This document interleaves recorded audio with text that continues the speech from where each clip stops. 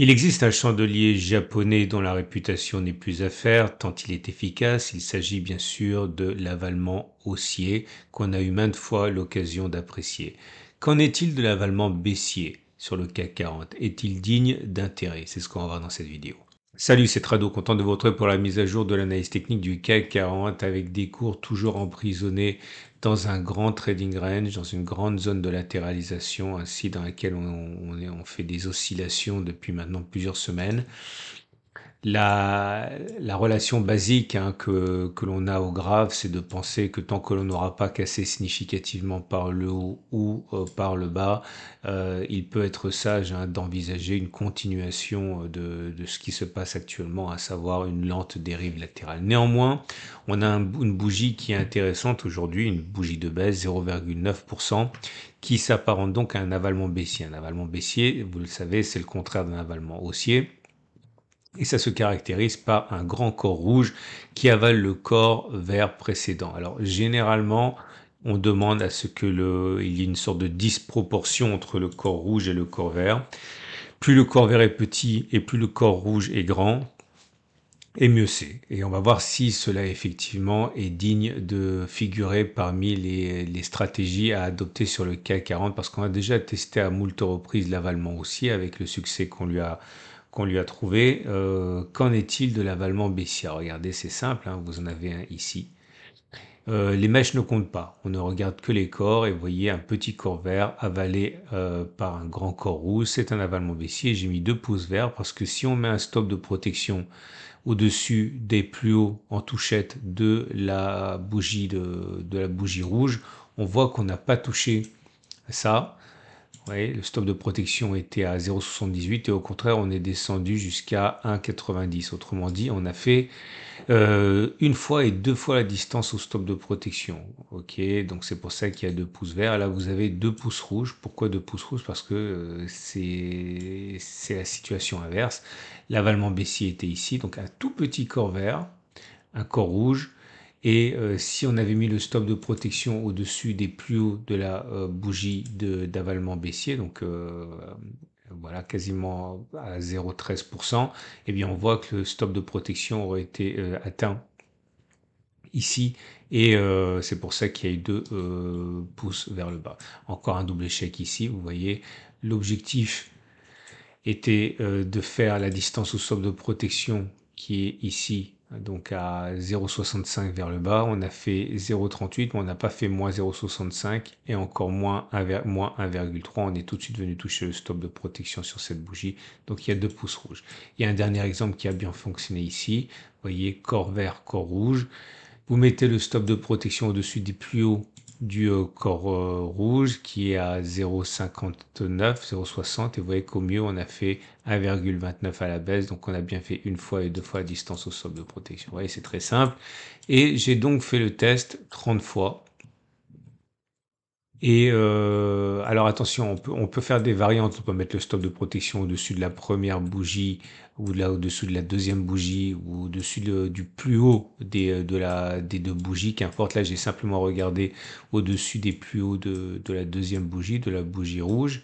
Mais encore une fois, regardez, là, j'en ai pas tenu compte parce qu'il me semblait quand même que c'était un cas extrême. Ça a fonctionné, mais j'en ai pas tenu compte quand même parce que le corps vert était à peine plus petit que le corps rouge. Donc, c'est pas vraiment l'esprit de l'avalement baissier.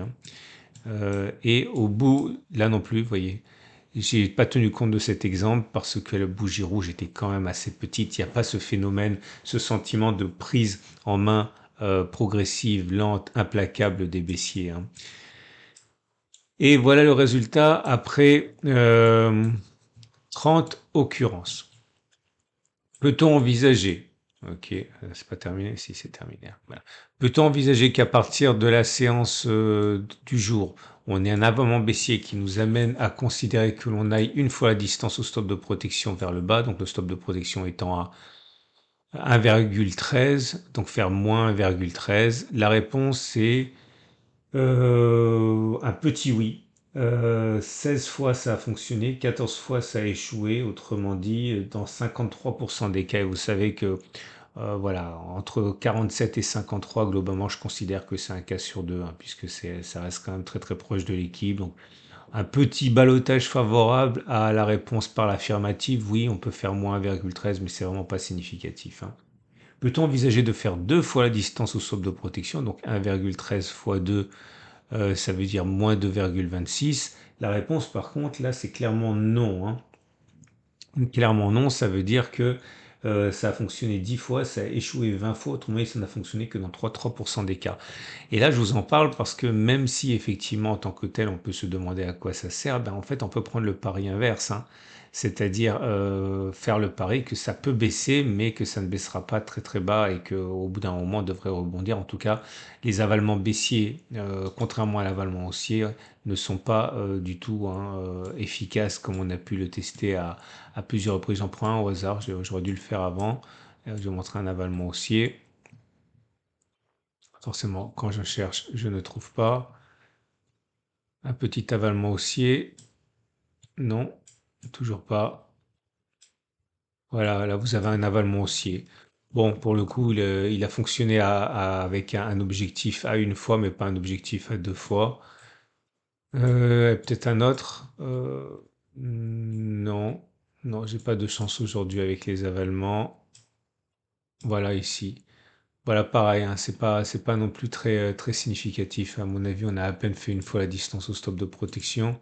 Stop de protection à 1,6, 1,58 et on a fait au mieux. Ah bah si, on a fait 1,59. In extremis, on a fait une fois la distance au stop de protection. Bon bref, vous remarquerez que ça fonctionne beaucoup mieux à la hausse qu'à la baisse. C'est tout ce que j'ai à dire parce qu'au niveau des indicateurs techniques, bon, on a vu, hein, c'est assez, c'est assez chaotique, hein. On a des signaux qui vont dans tous les sens, ce qui ne veut pas dire qu'on ne peut pas trader, mais en tout cas, ça veut dire qu'il faut se méfier de l'efficacité, hein, de ces signaux. Je reviendrai sur ça encore demain. En tout cas, vous l'aurez compris, la tendance immédiate maintenant, elle est redevenue baissière parce qu'on est au-dessous de la M7 qui descend. Par contre, la tendance générale, c'est plutôt neutre, hein, puisque la M20 est plate. La moyenne mobile à 50 jours est plate également, donc la tendance de fond est neutre également. Alors, il y a une petite pente négative pour la M20 et pour la M50, mais pour l'instant, c'est pas très significatif. Et surtout, n'oubliez pas que voilà, on est dans un trading range, donc il faut prendre avec de la circonspection, hein, les signaux qui apparaissent. Votre rendez-vous avec IG. IG, bien plus que du trading. Une équipe d'experts à vos côtés. Rien d'autre à tester, donc on va passer au trade du jour. Donc si vous êtes baissier, ben, vous avez compris que c'est délicat de trader à la baisse ici, puisque si vous tradez à la baisse, vous devez savoir que c'est à peu près une chance sur deux de continuer et de baisser, de faire une fois la distance au stop de protection. Je vous ai déjà expliqué que pour rendre le trade un peu plus sexy, vous pouvez éventuellement attendre que ça remonte un petit peu. Si ça remonte un petit peu, ok, je dis n'importe quoi, imaginons que vous rentriez ici à la baisse. Là, ça devient plus intéressant parce que même si on n'a qu'une chance sur deux de faire une fois la distance au stop de protection, vous avez la chose qui est rendue séduisante par le fait que le ratio gain-risque, du coup, il est beaucoup plus intéressant. Et même si ça ne fonctionne qu'une fois sur deux, si on gagne deux fois plus quand on a raison que quand on a tort, ça devient un système qui est rentable. J'en ai déjà parlé récemment, hein. Donc à la hausse, par contre, je pense que on n'a pas de signal légitime ici. On peut éventuellement acheter sur la zone qui est là. Ok, pareil sur une nouvelle rotation, stop de protection en dessous. On peut utiliser le test qui disait qu'on avait une chance sur trois uniquement de faire deux fois la distance au stop de protection, ce qu'on a testé. Ok. Bon, bien sûr, je ne reviens pas sur le fait qu'on puisse acheter dans le contexte, hein, d'une cassure par le haut, comme je l'ai vu dans l'avant-dernière vidéo sur le CAC 40 où j'expliquais comment trader les trading range. J'invite à regarder la vidéo, je ne vais pas le répéter ici, ça va être trop long.